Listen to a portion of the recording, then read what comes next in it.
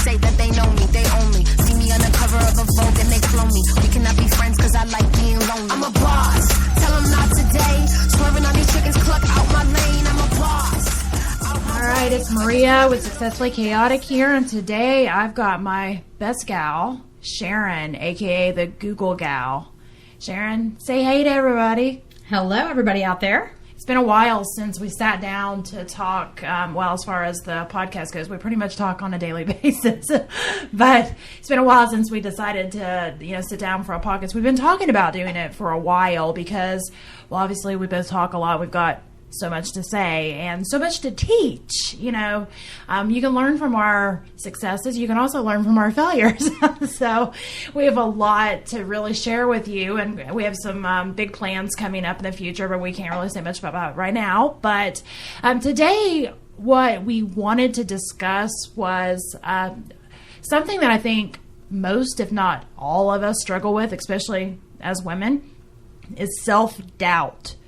So self-doubt it can be categorized in many areas, but it's pretty much those little voices in your head that say, well, you can't do that because, you shouldn't do that. You're not qualified enough. You're not pretty enough. You're not thin enough. Fill in the blank. That self-doubt, that reason that you keep giving yourself on why you shouldn't. So that's what we're going to discuss today. And I know Sharon and I both have had conversations about this on a regular basis because it has defined me in a lot of ways, as well as her. We've talked about that. Absolutely. And we both have discussed just the fact that if we could kind of go back to our former selves, that we would go ahead and tell ourselves to get rid of that self-doubt. And, there's lots of reasons that we start doubting ourselves. And for many of us, that can start even from a very, very young age. Yeah. I think, it's the thing of telling yourself you're not enough, or questioning, why am I not enough? Yeah. But, then sometimes you stop questioning because you go, well, I've not been enough in this aspect of my life, or not felt like I've been enough in this aspect of my life. And you see it. For myself personally, it has been more on a very personal level that I have felt often in my life like I have not been enough. The one place I have, for the most part, succeeded in has been my professional career. And I have a lot of people who have criticized me over the years for the fact that I have been basically, in essence, as people have used it, been married to my work. But when that's the part of you that you feel safest in, it's the part of you that you go to. Yeah, I think that we all have our little safety zones, that we choose to stay in, because maybe that's the area where there's a little bit less self-doubt. A little bit less hurt. Yeah, a little bit less hurt, a little bit less baggage. And I know it's kind of funny, and, a lot of women that I speak to have poured themselves into work for several reasons, but one of those that comes out over and over and over is just the fact that they have poured themselves into it for another identity, because a lot of them are wives, a lot of them are mothers, and while that is an amazing title to have both of those, it also can be very hard when maybe the kids are grown, or maybe your marriage fails, and then you're left with a bunch of question marks because you've grown into that identity, but you've lost yourself in the process. So I think that can be hard a lot of times to try to figure out how to navigate those waters. But I think it's hard to, when you know your marriage is over. Yeah. And you look every day and you're like, I need to leave. I need to leave. I need to leave. But then you look at your kids and think, am I doing the right thing for them? And it can be such a hard struggle. Yeah. And I've been there. My listeners know that I was married before, so I had a failed marriage, and those are more things that can kind of creep in and tell you that you're not enough, and I could look back now and know from this place, because it's a whole lot easier to see backwards, right? That it wasn't just him. It was a lot me. But the things that was him, it did kind of erode my self-esteem, you know. I'm right there. Yeah, and I mean, you know, and that is hard, because even though, yes, I had a part to play in why our marriage failed, the parts of it that, you know, wasn't the stuff that I was doing, it furthered my self-doubt as a person. It furthered my value. It furthered my self-worth. And, you know, a lot of people know here that, you know, I experienced sexual assault as a young person. And that was something that for the longest time I tried to hide. You know, it was something that I didn't want to talk about. It was something that I didn't want anybody to really know about, because I didn't want it to define me. That's what I kept telling myself. Well, they can't find out because it will define me. And, you know, when something like that happens to you, you know, in a lot of ways it does start to define you, because it changes the way that you look at everything. It changes the way that you look at yourself. It changes the way that you look at other people. It changes your trust issues. It changes, you know, what you feel comfortable doing. And there was a lot of decisions, you know, bad decisions that I ended up making afterward, because I didn't even care anymore in a lot of ways, because I felt that something had been taken away from me and I wasn't even valuable anymore, which I can tell, you know, anybody that's in that place now, that is so not true. And I know that about myself now. Yeah. But at the time, it was something that I just felt like I had to hide it. And so it's kind of like that old saying, oh, you know, about what a large web you weave when you promise to deceive type thing, because you know, oh, you're fine. One little like lie about why I did this or why I didn't do this, I didn't want to say it was because of that, because I didn't want anybody to know about that, right? So instead I would say, well, it was because of this instead, or that instead. And then, you know, you keep having to add to that and add to that and add to that, when really it should not have been shameful that I experienced that. That was not my fault, you know, but I was so ashamed. And that became such a big voice in my head to my self-doubt. And then added to the times where people would say, because I did not walk through graduation. You know, that was something, again, I hid. I never told anybody that. I never told anybody that I left school and got my GED. I couldn't face it anymore. That's not something as a professional business person that a lot of times you want to tell people, because most people equate a GED with being very uneducated. You know, so that was something very shameful that I hid. I didn't want people to know that. When in reality, it was just because in that moment, I was struggling so bad with all the stuff that I had gone through that I just couldn't. I couldn't go back to school. I couldn't deal with it. And, you know, from a mental health awareness standpoint, that's completely okay. And I know that now. But at the time, you know, it's one of those things that you just try to hide. And so when somebody talks about, oh, where did you graduate from? Well, I mean, technically I didn't graduate in that area. I went to school there, but I left, and I done it a different way. And I don't know why I didn't think that was okay to say, but I just felt that I would have to then explain why I did that instead of the traditional graduation. Yeah. I know that too. I mean, I've in the past, as being a business consultant, I would have people say, so where'd you go to college? Well, I would tell them where I went to college, but, you know, I would never tell anybody I never graduated. You know, I never finished college. I was not a good student. I was ADHD, dyslexic, during a time period when it was unknown. You know, it was unknown why you couldn't sit still, why you couldn't concentrate, why you couldn't focus. And, you know, so it was something really, honestly, up until probably about the last 4 or 5 years, I had shame when I never wanted to admit to somebody that I never finished college. But now I look at it and say, you know what? I realize all these other big, humongously powerful people out there with amazing careers and amazing jobs that have built amazing businesses haven't graduated college either. And now I look back at myself I look at it as a strength. Like, I didn't go to college, but I have just as good of a business as the people who did go to college because I'm street smart. Yeah.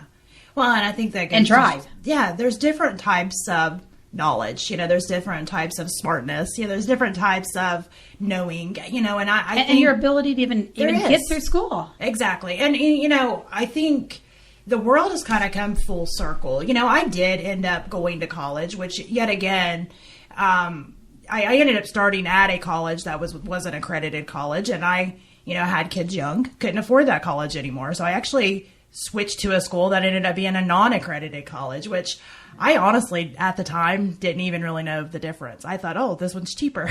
I've got little kids. I want to finish working on, all of that. And so I ended up finishing, it was actually, this kind of starting to show my age, but it was via mail, because there was not like a bunch of the internet and all that kind of stuff. So I did college classes through the mail, through U.S. Career Institute is where I ended up switching to.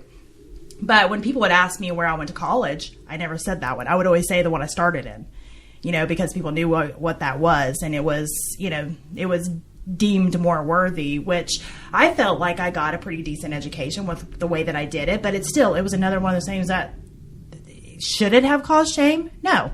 I had tiny little kids and I was, juggling, trying to do schoolwork at night and mailing it in. And that shouldn't have been something that made me ashamed. I think that a lot of our self-doubt comes from these stories that we tell ourselves that in reality, they're fairy tales because they're not even rooted in truth. And if even if there is those few people that do think somebody is less worthy because they were sexually assaulted, or less worthy because they ended up getting a GED instead of a regular diploma, or less worthy because they switched from, the regular college to a non-accredited, or less worthy because they decided college wasn't for them and dropped out and decided to, become an entrepreneur. Even if there are those few doubters, who cares? Or, maybe you were a CD student in high school, and so you don't want to admit that you weren't that straight A student. I think one of my biggest aha moments for me was when I had my 25-year class reunion, which was 6 years ago. And I had somebody come up to me and say to me, oh, I always knew you'd be successful. You were so smart. And I'm thinking, I struggled every day. Literally, the reason I worked as hard as I did to pass school is because I loved being a cheerleader and I loved being a dancer, and I didn't want to lose that. And so I fought every day to get the grades that I got. But I don't think people had any idea. I thought everybody knew. But I don't think, based off of some of the comments that were made to me over the years, that any of my classmates had any idea that I was not a straight A student. And it was quite shocking to me when this person said, well, I always knew you'd be hugely successful. Well, that goes to show you. It was such an aha moment for me. That goes to show you that a lot of times our perception of ourselves and how we suck at this, or we screwed up this, or we're no good because of this, and it's stories that we're telling ourselves that, again, are not true. Yeah. Or I grew up on a big farm out in the country, and our school was split up basically between the farm kids and the city kids. And I think even for me that was a little bit of a yeah. I mean, coming from a successful family that your parents work in the offices of a Fortune 500 company in our town, and versus me, that my dad worked in the factories to have insurance and have that guaranteed income, and then came home and worked on our farm all night long, all afternoon, whatever it may be. To me, I gained so much out of that. Oh, I agree. But we definitely had the battle in our school. Not huge, and some maybe, but there was definitely white collar and blue collar. I mean, I came from a blue collar family. Actually, I don't even know for the first part of it if it even could have been considered blue collar. My dad got laid off quite often early on, and I mean, we did not have money. I mean, we were poor. Yeah. And I was probably about 8 or 9 or 10, I can't remember, when he got a decent paying job. It was still blue collar, but it was a decent paying job. And for the first moment, I felt like we had money, even though we still didn't really have money. I felt like we did, because it was a job that he wasn't laid off, all winter long, so, that was a big change. But I think in a lot of ways, a lot of those things that we go through and a lot of the ways that we grew up, I think it taught us a lot of resourcefulness. And, a lot of people think that you have to have like mega resources to be able to succeed. And yeah, I mean there's plenty of times I was like, wow, if I had had this and had that and been able to do this, it would have been so much easier. But easier is not always better, and I think you don't fight as hard. No. And I think the reason that I have been able to succeed in the things that I've succeeded in is because I've got that hunger and I've got that drive, because I've always had to chase it. Yeah. I think I was the same way, because I don't know why, but my brother was just this person that he could listen to something in class and pass a test with 100%. He wouldn't even have to study. And I would study and study and study and feel like I knew it. And my mind would just not let me bring that stuff forward when I would sit there to take the test. I was a good student on paper in the classroom and homework, that kind of stuff, but I was an awful test taker. I think it was just the whole ADHD, all that kind of stuff going on, But, I always felt like I was fighting to measure up to where he was my whole life. And I think the drive and determination, the things I saw out of my parents, to make every day on the farm, get all the stuff done, cows, pigs, feedings, this, that, and then you can put the crops out, you're getting the crops in. My dad's still working a full-time job, and I think that gave me that drive, that work ethic. Well, yeah, your work ethic. And, so I think then, I took that and I looked at it and said, I've always been the underdog in the family. And not because necessarily my parents ever made me feel that way, but I felt that way because I saw his grades, and my parents were the people who rewarded you for your grades. So here he is getting, whatever, $5 for an A, and I'm getting like $1 for a C. I worked my ass off to get that C. He did nothing to get that A. and it was just, that has caused a big part of my self-doubt from little on, because I would go to school and they'd be like, wow, you're sure not your brother. Yeah. And when you hear that, and over and over and over your entire life, it's like instantly you see that you're not that person, but you don't meet up to that person either. And, where I excelled in other things, but they weren't education, because I did not have the ability with being ADHD and dyslexic to learn that stuff, retain the stuff, and be able to, take it forward. And I think that shows you the power of words. And I'm guilty of this. I know I am. A lot of times we just say things because, we don't mean anything by it, and I mean, I've done it. But you never know what little nugget somebody is pulling out of what you just said for good and like a pat on the back, or if it becomes another little voice in their head telling them that they're not enough. And I think that's why we need to constantly challenge ourselves to really think about the words that we're saying. And also to challenge us that if somebody does say something that, it does affect us negatively, that it's a good idea to have a conversation with them and let them know, because I think 9 times out of 10, they didn't mean it that way. Yeah. And if they are that 1 out of 10 that did, well, then you know exactly where you stand with that person, and they don't need to be able to weigh in on the decisions and be able to become that voice in your head. Well, I know for me, back in 2018, I went through a program with Brendan Burchard. Loved the program. It was very life-changing for me in respects of how I saw myself.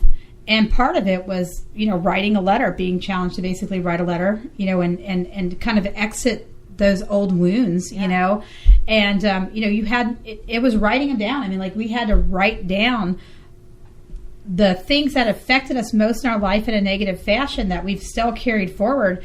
And I took the time to write my ex-husband a letter. It had been years since our divorce, and it was so freeing for me. And it was like my real turning point of getting past the hurt and the anger and feeling like, I felt towards the way he made me feel in our marriage. And but I look at it in other ways, and I think about all the ways he provided for us over the years and all the great trips we took together, all the fun we did have. But, as I always say, it takes 5 positive to make up for 1 negative. And, I got to the point that they didn't outweigh each other. Well, and I think, And, I just had to move on. I think a lot of times people that, have you heard that saying that says wounded people wound people?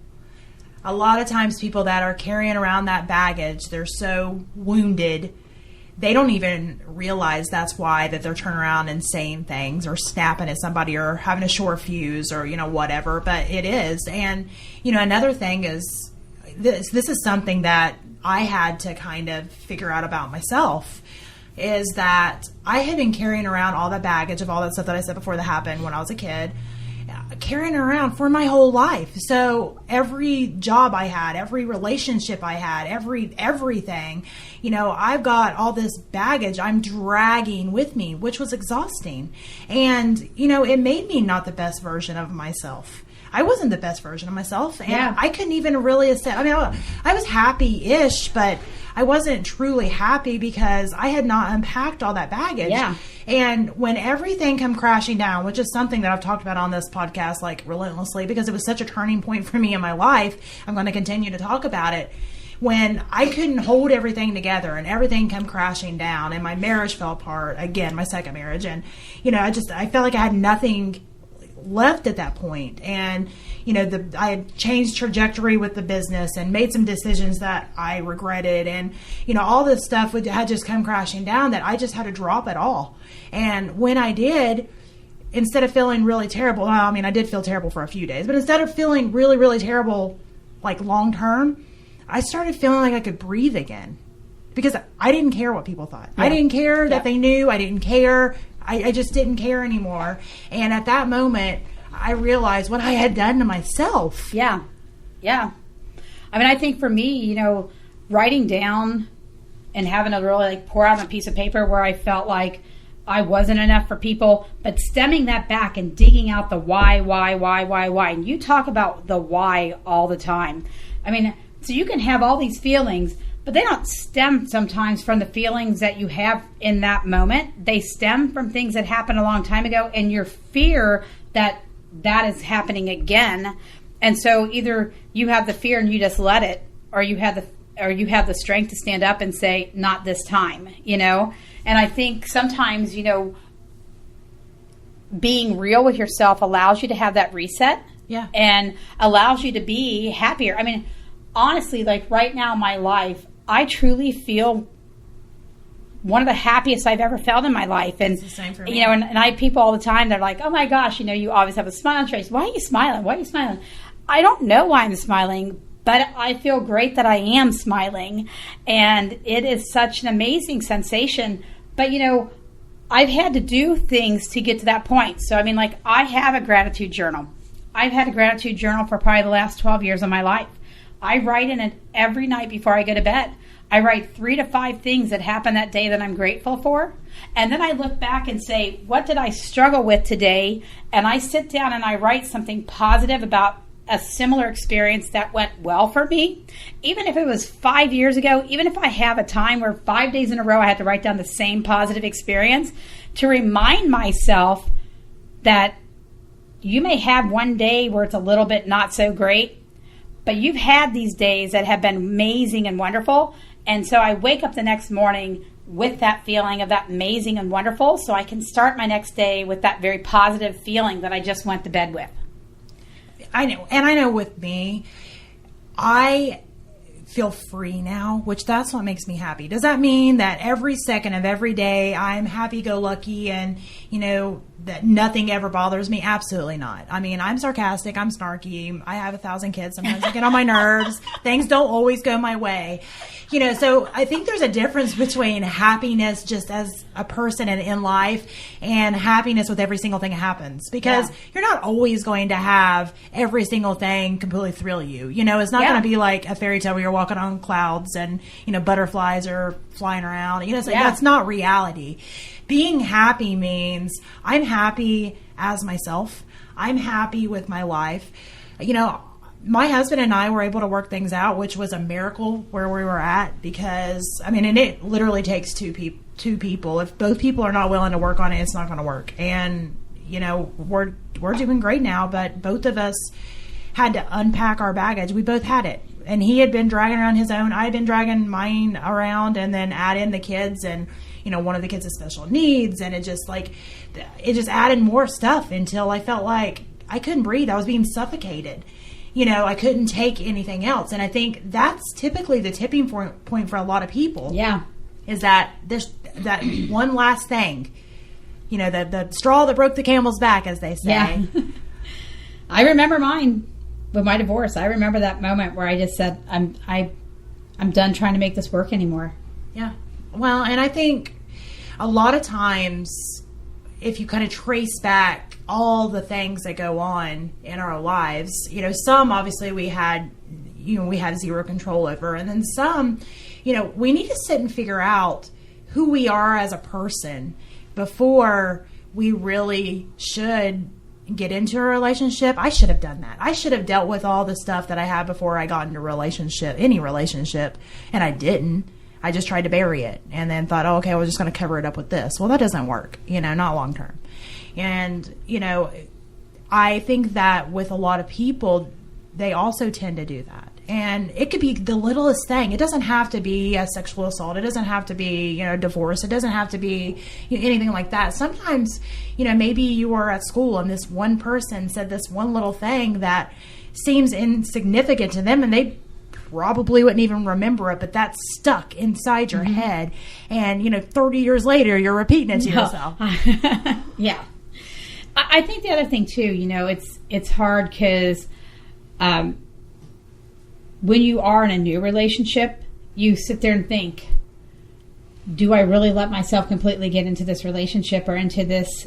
And then sometimes for me in the past, and I'm trying really hard not to do this now, is I thought that guy would fix the problems. Exactly. I realize now that is not the case. And now I just want this happy-go-lucky person in my life that is, just there to just be there, and whatever becomes, it becomes, or whatever it may be. And that's a good in the past, I've always thought that, I've always kind of felt like I had to have that guy because he was going to make it different for me. He was going to make me feel better about myself, because it was just an area of my life that has always been a struggle. And because my brother would say things to me. He would make fun of me. He would say things like, go play here's a quarter, go play in the street, make sure a car's coming.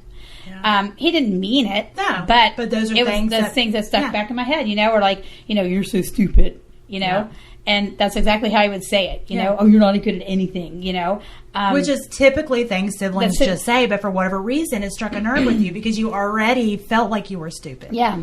Yeah. You already felt like you weren't worthy. Didn't measure up. Yeah. Yeah. So, and he probably never even thought that would say that. Because, siblings don't say that to each other? Honestly, I see him do it to his own kids, and now I call him out on it. Yeah. I'm like, quit being a dick. Yeah. To your own children. Yeah. Loves his kids to death, don't get me wrong, but he just has those moments, and I think it's just because he's just always said it, and it's always been accepted, and nobody's stopped him. And we all fall into those habits. Now, let me, and all of us. We have a great relationship now as adults. Yeah. So, and I see his weaknesses now. I couldn't see those when we were growing up. I see them now, and now I'm like, oh, he's not perfect, Isn't it funny how the people we put on a pedestal, you realize how human they are? I could name so many people I put on a pedestal, and you realize when you get older and you kind of lived life a little more, how human everybody actually is. And there's no perfect. And, you mentioned a minute ago about, always having to have that person, that guy to fix it. And that's exactly what I did. I don't know if it was because I went through, and I did have such trust issues, and, I didn't feel like I was scared all the time, but I guess maybe way deep down, I did feel scared that I needed that strong person that could be there to protect me all the time. Maybe I can't do it on my own. So I was just so terrified that, I got together with my ex-husband. We were very, very young. I was pregnant, and, when you're Southern Baptist and you're pregnant, then, marriage is what happens. And so we got married, and, we were so young and didn't really know anything about marriage, anything about having a kid, anything about anything really at that age. And he had a job already. And I'm not talking about a job, go to work. Obviously he had one of those, but his job was to be my protector. I gave him that job in my head without saying it. and his job was to make me happy. Well, that's not really fair to expect somebody to have a job to make you happy and to protect you and to all these like invisible listed things that I had in my head. I just expected it. And I think as women, a lot of times, a lot of us are guilty of having these invisible checklists for our partners. And even maybe if you're a business owner for your staff, you know, for your business partners, for whatever, we have these invisible checklists. Yeah. And, you know, it's kind of sad yet funny now looking back, because I don't know why I expected him, especially being so young, but even, you know, somebody my age now, to be able to read my mind and know all the things that I needed and expected him to do. It was not fair. Yeah. You know, and that starts things in relationships. It starts, you know, those expectations, when they're not met, you don't feel good about that. Yeah. You get angry about that. You get mad about that. And then you start talking to yourself again. That self-doubt comes in. Well, if he loved me more then. Yeah. Well, if he cared about me, he would. You know, you start filling in the blanks with all those things. I think one of the things that I've realized, and even seeing it in myself now, is I've realized that I've always wanted people to be able to read my mind, more so the men in my life, for what I wanted. And I never really spoke up for fear that I wouldn't have that expectation met or that desire met by them. And I think that's one of the best things I feel right now, because I do feel like I understand that now about men, that like you have to give them a direction, because they're not like women and they don't think things through the way we do. They don't run 20,000 things through their head at one time, because they don't multitask in the way that we do.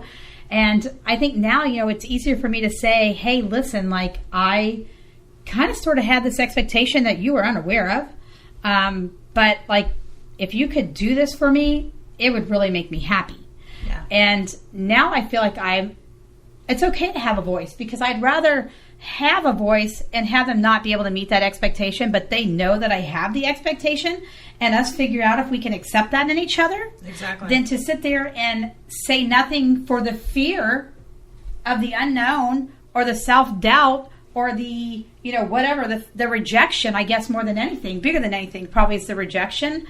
Now I realize that for me to have what I want in a relationship, even if it's with a sibling or anybody, I have to lay out the expectation, because otherwise they don't meet an expectation they have no knowledge of. Exactly. And to go along with that, you need to make sure that you figure out within yourself what your boundaries are. That's another thing that I was never good at voicing. I was not good at voicing my expectations, and I was not good at voicing my boundaries. I had them. We all had them, you know, but I was not good at saying, okay, this is what I expect. This is what I don't like. This is what I, you know, can't put up with, you know, whatever it is. This is what's important to me. Yeah. You have to have those boundaries, have those discussions, and those are important in every relationship. Again, whether it's a marriage or a boyfriend or, you know, girlfriend or a, you know, whatever, even in the business world, those boundaries and expectations all need to be laid out, because, you know, no one is a mind reader. No one. And if you don't lay those boundaries out there, you can't expect somebody to not cross them, because, you know, not everybody has the same boundaries. I can't remember the author, but who is it that wrote the 5 love languages? I can't remember his name, but I'll remember whenever I get off here. Gray? I don't remember, but I'm sorry. I think his last name's Gray. I'm sorry, My guy mind that is wrote that blank, book. I'm sorry, guy who wrote that book. We love you. But anyway, I mean, that right there shows you, I mean, people think so differently. We all have our different love languages. We have our different languages in business. We have our different languages. So sometimes maybe your significant others, Gary Chapman, thank you. Sometimes maybe those significant others, or, you know, maybe business partners, or depending on what aspect you're looking at it from, maybe they're trying to do it from their love language, from the way that they show appreciation or show love or show admiration or whatever it is. Maybe they're doing things, but we're not seeing it, because that's not how we receive love. That's not how we receive admiration. Yeah. That's not how we receive appreciation. So it's not computing. It's almost like, think of it like currency, right? So, you know, if I'm over in China and I'm, you know, trying to buy something with the American dollar, well, that's not going to work, because that currency, they don't even know how to use that currency. That currency doesn't work there. And it's like that with, how we express our emotions. Emotions are super powerful, and it works the same way. If you're the type of person that, you need physical touch, or, need, whatever. Time together. To be able to show love, appreciation, and that somebody is doing acts of service. Okay, where you'd be like, okay, that's great, you swept the floor, but what about what I'm needing? Because maybe that's the way that they show it. I took the 5 love language test. Yeah.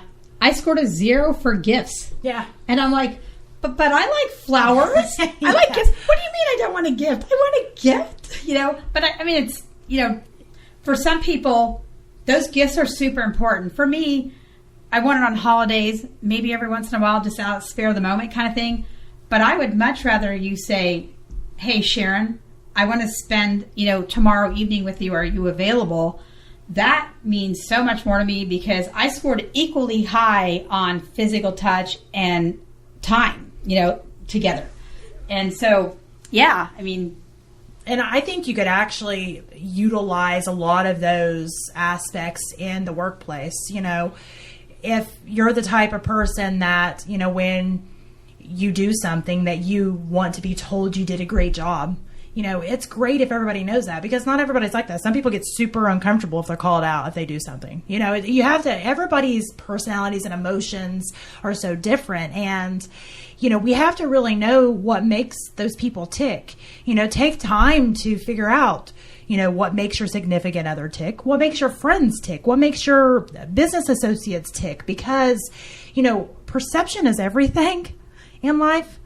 Absolutely. And if you don't have the right, aspect of going in, then it might be perceived wrong. Yeah. Well, and I know, even whether it's your personal life or your professional life, there are things that you excel in, and there are things that you don't excel in at all. I mean, and things that give you that high. I mean, when I teach my Google classes, I am on a high, and it takes me hours to get off that high. When someone calls and says, hey, will you do a quick presentation on a stage, and I want you to talk about, professional success and how you got to where you're at, or when, what are your, talk a little bit about your failures and how you overcame them, whatever it may be. You put me on a stage in front of 1,000 people, and I am like lit on fire. Throw me some pump up music, give me a set of pom-poms, and I'm your girl, man. I am your girl. Yeah. But there's other people you ask to do that, and they're going to crawl into the corner and want to die. Yeah. But I mean, for me, that day-to-day monotony of having to write stuff for our clients, I get it. Thank goodness we've got great content writers, because I would not be that person. I don't do well doing the same thing every day. I always joke around and say I am great in business, but I would be a terrible employee. Not because I don't want to do the job, because I go in yeah, I got this. But I am so all over the place with what I want to do. I get bored super easy. Yeah. And I think that's why I really love the marketing industry, is because it literally changes every second. Well, and you and I, we go into a business and we so think outside the box, and we're like, oh my gosh, why are you not doing this? And why are you not doing that? I was on the phone with one of our clients this morning, and I'm like, you need to create this postcard, and you need to glue your product onto it, and you need to be mailing it out to every client that does this, and every company that does this and does this. And he's like, oh my gosh, that's amazing. We so need to do that. That's resourcefulness. Yeah, see? I'm just because in my mind, I'm going, you've got something amazing here, and we know the areas you could really explode in. And right now, it's not the areas you're really going after, but we know that market exists, and we need to stop holding ourselves back and not going after it, and just put some money to it and run with it. Yeah. And that kind of stuff gives both of us a high. I know. I think we're both risk takers. Yeah. Now, I've been burnt enough times. I'm a hesitant risk taker now, because there is something to be said for tabling it, think about it a couple of days, making sure that it's good, viable. Because my natural personality is, let's do it. Yeah, let's do it. And I just jump. Yeah. Not knowing if I have a parachute, not knowing what's down there. I just jump. So, you get burnt enough times, so you stop doing that. I'll tell you, I think Maria and I both did an exercise recently, and I really would advise all of you to take the time to do this. We went out to different family members, friends, past and current business associates and business contacts and clients, and asked them to honestly give us our top 3 traits that they feel like we have. Yeah. I was so shocked because one of my weaknesses that I see in myself continued to come up as what other people saw as a strength for me. Probably when I categorized all of them, it probably fell about 4th. And I sent emails out to about 52 people, and I had about a 90% response, which, number one, floored me to death that many people took the time.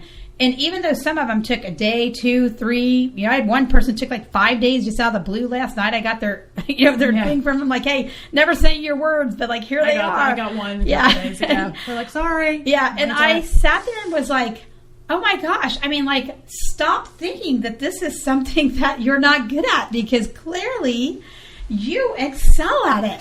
So I would really, I know it is hard to put yourself out there, but trust me, people can find 3 positive aspects about you. No matter how much you don't think they may be there for some of you who are listening, I challenge you. That is my challenge to you today. Reach out to 10 family, 10 friends, and 10 business people that you work with, whether that's a client or business associate or employee that you co-employee, whatever it may be, whether it's past or present. I challenge you, 10 of each. Get your 3 words and ask them to explain, why they gave you the word. Some may not. Tell them I either want the 3 words or elaborate on it if you'd like. I had probably about 80% of my people who elaborated, and when I sent the text out, I just said, I want 3 words. Yeah. And I was shocked by the people who just elaborated on it. And I was reading things about me that it was like sitting here going, I've always tried to be that person, and people actually see it. Yeah. Oh my gosh. Well, and it can give you a good indication, if you're getting words back that's not what you're wanting to project, that needs to tell you, okay, well, not necessarily if they're bad, but maybe that's not who I want to be. Yeah. Then you need to sit and think, well, is it not who I want to be for a specific reason? Do I have some type of, bias against that for whatever reason? Or is it not who I want to be because it doesn't go along and align with my goals? But that will give you a good indication on how people see you. Yeah.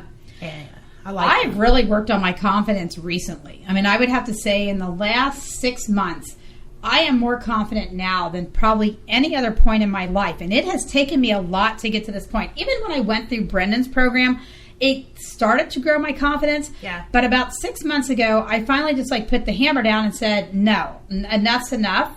And stop having the self-doubt that you have, and stop feeling like you're not enough. Stop letting other people run your life. And I did do that in a lot of ways.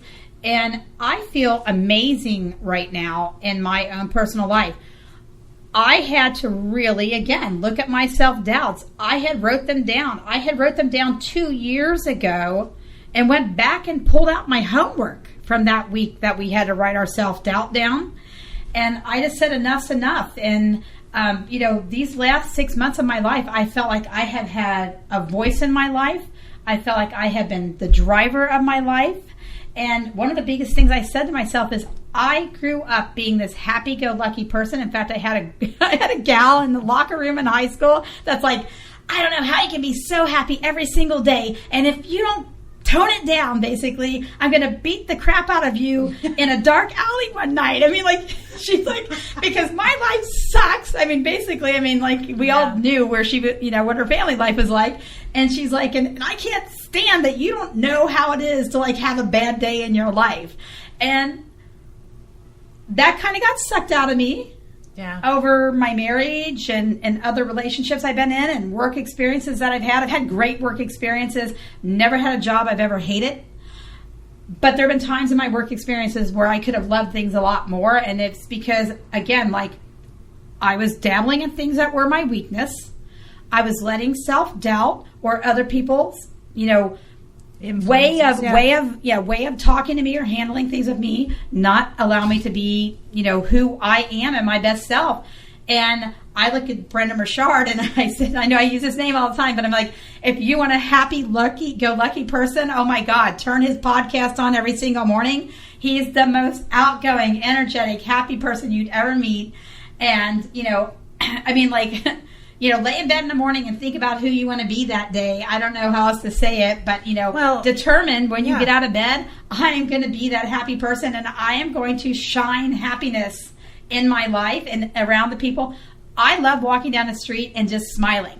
I figured people are either going to smile back at me or they're going to look at me and be like, why is she smiling? Well, I'm smiling because I choose to. Yeah. Well, and I think that's a good point, because there may be days where you don't feel like smiling. There may be days where that self-doubt is a little bit louder than it has been. Because that's the thing, and I think that's important to keep remembering is, being positive doesn't mean that there's never a negative thought. Being happy doesn't mean that there's never unhappiness. There's a yin and a yang to everything. It's just when that happens, don't stay in that negative place, because you got to keep your focus on what you want, and nobody wants to be unhappy. Yeah. Yep. And I think that when you get rid of a lot of your self-doubt, and when you understand where it came from and you realize that it doesn't have to define who you are now, it allows you to gain that strength and that confidence. Confidence was brought up so many times by people in my 3 words. People I knew 10 years ago were coming back and saying I was confident. I can tell you 10 years ago, I absolutely was not a confident person. In aspects of my life I was, but overall, no way. No way. Now if people say it to me, I'm like, hell yeah. Yeah. Because I'm making myself feel confident and I'm allowing myself to say, this is my weakness. I can't do this. I'm going to hand it off to somebody else, that it is their strength. I'm going to stop trying to be everything to everybody. And the biggest thing I can tell you is I've learned to say no. And it took me so long to learn to say no. Same. And be like, I'm sorry, I would really love to help you, and I really have a lot of great ideas for you, and I'd happy to have a phone call with you. Here's my hourly rate. Yeah. Let's have a phone call, and I'll talk about how you could better brand your business. But, when you sit here and tell me I have no money, I'm going to tell you that, like, listen, I'll, come up with $100. Let's get on the phone, and I'll tell you a little bit about how I think you could do it differently and better, and you have to have that drive and desire to put those things into effect. So do not spend the $100 with me if you're looking at yourself going, if I tell you need to be posting 5 times a week on social media, or you need to build out your Google page, or you need to be looking at this as an avenue or direction that maybe you expand your business into, because maybe there's more revenue to be had in that area than where you're at right now, and you're not willing to hear that. Don't spend your $100 if $100 is all you have to spare this month, because unless you're ready, you're going to waste your money. Exactly. And we both know that because we've done it. I have wasted money in the past. Absolutely can tell you. I have bought stuff in the past. I've talked to people in the past. I've done things in the past. Had people give me great recommendations. Things I should have done. But I wasn't ready. And the self-doubt trickles in. Self-doubt. Or it was something that's not my strength. Yep. You need to write this, you need to do this, you need to do that. Yep, I've done the same thing. I always joke around that, not even only with business, but just with lots of things, hobbies and all kinds of things. That I don't remember if I told this story on here or not, but I just told this story to somebody not long ago, is that I've been going through my house, because we all been quarantined, going through my house and kind of purging some stuff that's kind of been there randomly forever. And I was going through and pulling out stuff that made me laugh, because I had all these quilting supplies. Now, granted, I don't know how to quilt. I've never quilted a day in my life. I bought all of this quilting stuff because I was seeing all these beautiful quilts, and it's like, I wanted to quilt. I wanted to be that person, but I'm not. So it's like, sometimes I think we buy this stuff because I thought, I guess in the back of my head, I buy all this quilting stuff, then magically I'm going to be a quilter, and magically I'm going to be able to throw this quilt together, and it's just going to be beautiful, and I'm going to be so proud of it. But in reality, I bought the stuff probably 5 years ago, haven't touched it because I don't know how to quilt. I think I turned on like a YouTube quilting video one time. I was like, oh my Lord, that's a lot. I mean, I don't even really sew, so I don't even know what I was thinking. But I think even in the business world, we make that mistake too, that we purchase this because, or decide to do this or agree to do this because that's the person that for whatever reason we want to be. Yeah. Instead of just saying, wow, she made a beautiful quilt. That's a beautiful quilt. And then paying her to make me a quilt. Exactly. I would have been cheaper. It would have been cheaper. I was like, I'm going to be a quilter. Now, does that mean that you can't learn a new hobby? Absolutely not. But again, be realistic. I turned on like 2 minutes of a video. I'm like, yeah, why didn't I do that before I spent all that money on the, So if it's something that's new to you that you're thinking you want to try, I'm not saying don't try it. Again, I'm a risk taker. But again, like you just said, be realistic. Is it something that you want to do because for whatever reason you're telling yourself you need to do it or you have to do it or you should do it? Or is it something that you just want to try because it would enrich your life, enrich your business? Is it something that you have the time and energy for? Because if not, don't flip and do it. There's a reason that there's other people out there to hire to do things. If I want a quilt, I will hire somebody to make me a quilt. Yeah. Because I'm not a quilter. I don't have the time nor energy nor even the want to watch and learn and practice because I get frustrated with that kind of stuff. Yeah. But I wanted to be a quilter because I wanted a quilt and I wanted to be able to have that. But it's just not who I am. And I think that's, yes, we can be anything. It's not that you can't be anything, but do you want to be? Yeah. You got to ask yourself, does this fit into my life? You know what I mean? When I pictured, my life, if I pictured my ideal life, does Maria sitting there for hours and hours and hours sewing a quilt fit into that equation? No, I don't sit still very long. You have 7 children. I know, and I don't sit still. I don't. So it's actually, it's some of these things that we look back and we're like, what the heck? Yeah. It's hysterical now that I even thought, I'm going to have a beautiful quilt. I'm on Amazon, Amazoning it up, I don't know. It's just stuff like that. And that's such a good example of, in business world. Amazoning it up. I know. In the business world, how we think, I can totally, do all of this and all of that and all of this and all of that when I have zero skill sets to do this, that, and the other. I tried, to do all kinds of things when I first, started my business because I was bootstrapping. And there's nothing wrong with bootstrapping. A lot of people start their business and bootstrap it. But at a certain point in time, when you have money flowing in and you have the resources, even if you pick one thing at a time to offset, that frees you up. It frees you up. And it also allows somebody who does it better to do it. Well, and some people say, well, I don't have the money for that. But if it is your own business and it's not a strength, can you modify your business in some way so that the things that are your strengths are what you're doing? Exactly. Because maybe it is a situation where you have this business and I'm telling you, I am not a good bookkeeper. Don't even ask me to be oh my goodness. Talk about when, we have a business together with 2 other individuals. And when one of them said, I'll handle the bookkeeping, I was like, me too. Yes. I just won the lottery, but literally it's the situation where it's if you can figure out some way to barter your services, whatever it may be, do something. Find that person that says, listen, I have this strength and you have this strength. I need you to do this for me. And how about in return, I'll do this for you. Figure it out. Bartering has got me so far, which it's funny that a lot of people don't do that anymore.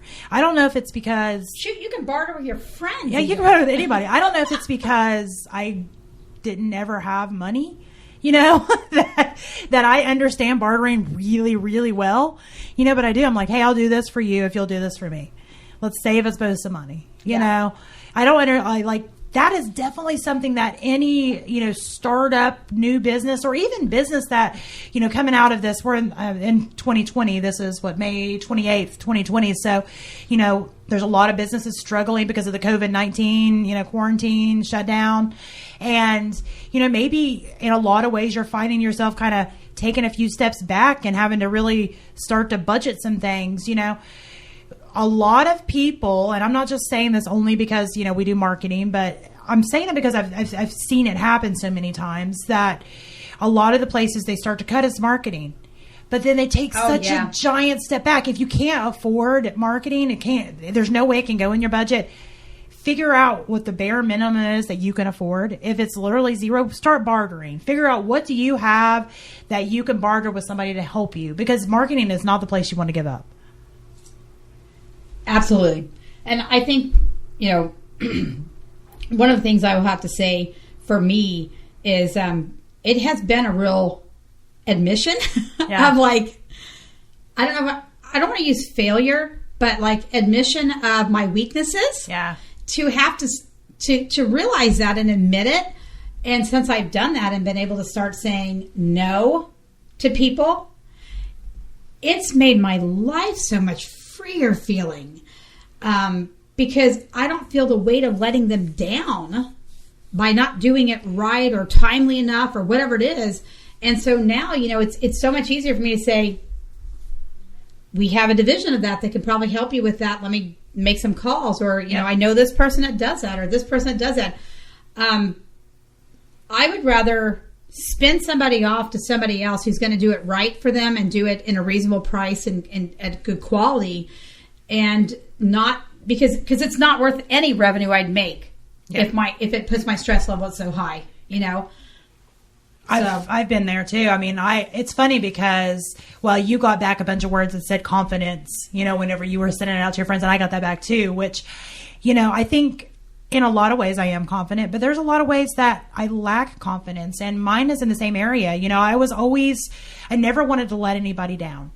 Because again, I had this like idea in my head that I wasn't valuable because, I'm not good enough because I can't do that like them because. So I had all these self-doubts and fake truths in my head that, when somebody would ask me to do something, I'd be like, yeah, I could totally do that, because I didn't want to say that I couldn't, because I didn't want them to, number one, feel let down, and number two, add to the fact of what I thought they thought about me, which was that I wasn't good enough. Yeah. Because.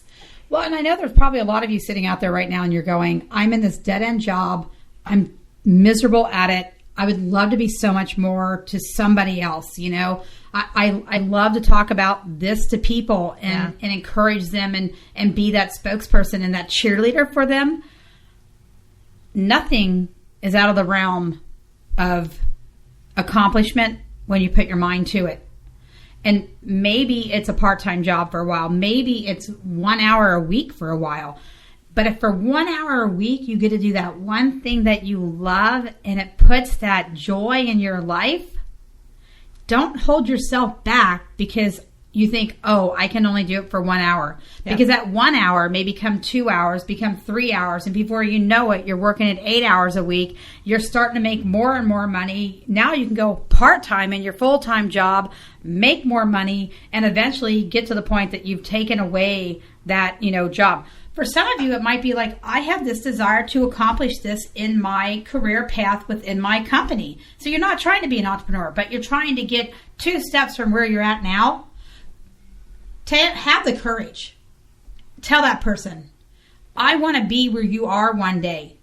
I'm not sure why I'm not getting there. And go tell them, can I have 20 minutes of your time to pick your brain? Yeah. Or if you're not comfortable talking to that person, talk to the person that is in that same level in another area of the company that you are comfortable with. Or maybe the person right below them that says, hey, how do I get to your place? Because I got to get to your place to eventually get to their place. But when you're not getting where you want, that self-doubt creeps in really fast. Really fast. And I know I used to put way too much on myself. So taking giant steps back was freeing, but you also can get in a rut where you are afraid to do anything then because you don't want to feel like that again. I know when I first got so overwhelmed and I had to kind of drop it, I was like, I never want to feel like that again. So it was like I was afraid for a little bit to try to do stuff like I did before because I didn't want to get so overwhelmed. But that's also not a good place to be, and it didn't go with my natural personality. So that didn't last very long, but it didn't last very long at all, but it was a thought in my head. And now, I am very consistent with writing down, what I want this year, what I want this quarter, what I want this month, what I want this week. And, does 100% of them happen? No. But you know what? My goal is one thing. That's what I say. One thing. Today, I'm going to do one thing that pushes me toward that goal. And it may end up being that I have a great day and I get 10 things done. Great. But one thing. Yep. One thing. I want at the end of the day to do one thing. And it may just be, okay, well, I want to start writing more blog posts and I get the title of the blog post done. Okay, that's one thing that pushed me further. Today, Maria and I, we're Exactly. launching something amazing coming up, ladies. Amazing. So keep your ears open because we are launching something amazing. It's going to be and life-changing. Today, we finally decided what we're calling it. Yeah. Woo! We're pretty excited. We can't tell you yet. Yeah, we can't tell you yet. We were so excited. And we created our logo. Yeah. And we incorporated our business. And it's been a good day. Oh my gosh. It's been a good day. But are all the days like that? No. I mean, literally, there's so many. Like some days, I feel like I'm putting out fires all day between, business and my children. And, it's like I get to the end of the day and I'm just like, so that can get you into a funk really fast. And what I used to do would be like, gosh, I suck. I should have got up earlier. I should have done this. I should have stayed up later. I should have. Yep. And that just I should have watched that TV show. Weighs in on the self-doubt part of my brain, and it doesn't do good things for us. So what I do now is when I get to the end of the day, if I've had a great day, great, I celebrate. If I've had a day where it's been questionable, I do a little bit of yoga or get down the elliptical for a while, and I think, what is one thing? What's my one thing? My one thing that pushes me towards what my goals are. Because, during client work and taking care of the kids and feeding them, obviously that's like daily goals. But that's not my life goals. That's not, what I'm wanting in my life, Where your passion is, your drive. Do the one thing that pushes you. And I used the blog post title because that's literally sometimes been my one thing because, it'd be late and I'd be tired and I knew I couldn't put my all into writing the whole thing, but I wanted to come up with a great title so I knew what I'd be writing on next time. And I did that. And that was my one thing. And that was okay. I think for me, like one of the things and I keep coming back to this, like writing down my defeats and my self-doubts and trying to come back with my why and why did it happen and where did it start. And one of the things that I had to do also was then write my positive things. Yeah. So like, even though I feel like I have doubt in that area, I also know I have successes in it. And so I thought that was really interesting. Or lessons. Yeah, lessons in it. I mean, so I might have 5 days in a row that I feel down on myself about that one thing that I question if I'm good enough for. But then I have in that, maybe the next 2 are hugely successful. And I write those down. I write those down to keep them in my pocket. So when I have 5 days in a row where something doesn't go exactly the way it is and I didn't accomplish knocking everything off my to-do list that day and I did it because like literally was spend 2 hours with my kids in the evening or not, and I chose to spend the 2 hours with my kids, and but then next 2 days I'm really, really like concentrating, focused all day long, and I get everything done and I have that success. You got to carry that with you too. So write down, your reasons behind your why and why you let it creep into your life now and in the ways you let it creep into your life now.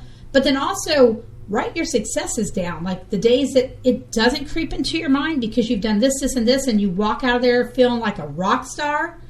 You have to write those down and celebrate those days. Yeah. And when you're having the down days, have those into your back pocket. You've wrote them down. Pull them out and look at them. And maybe put them on a Post-it note in your desk drawer. Put it on Post-it note in your car. Put it everywhere. Put it on your mirror.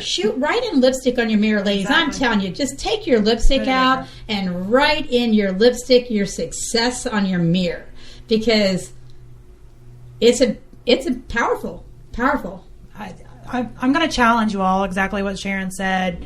Get a notebook or a piece of paper or whatever and write down what are the tiny little voices in your head saying. What are your self-doubts? Where did those come from? Why do you have them? What caused that? And it can be painful to start to unpack it, trust me. Because, if you're anything like me, you may have carried this with you for 20 some years trying to hide it, and unpacking it sucks. But if you don't unpack it, deal with it in that moment and be done with it, because it doesn't matter what happened or didn't happen. It doesn't define who you are, and it does not get to tell you that you're not worthy. So I want you to do that, and I also want you to, like Sharon said, write down your successes. And you may have to look really hard, especially if you've been in a bad place for a while now. It may be something super 5 years small. ago. It could be 5 years ago. We don't care. No. Find your success. And it could be something. So it could be that you wrote a title for a blog post. Pat yourself on the back. Yeah, Figure for out where you anything. can pat yourself on the back. Any successes, celebrate your successes no matter how small, because those will snowball and they'll create bigger successes. Yeah. And don't let other people define you. I mean, it's so hard. I know it is. But you can't let people define you. You have to be stronger than that. No, nobody gets to have that power over you. Even your loved ones. You know, you can love them and respect them, but you define your value. Nobody else. And I think that's where we'll leave that. Yeah. So you have anything you want to close out with? No, I don't really think so. I just would say thank you for spending the time with us and keep watching because we have amazing things coming. Pretty excited. All right. Till next time. Bye, ladies. Bye. I'm a boss. Tell 'em not today. Swerving on these chickens, cluck out my lane. I'm a boss. Out my way. I just do every little thing that I say. I'm the freaking greatest. I'm the rage they exclamated. LA Times, I stay on page 6. I'm even your favorite's favorite.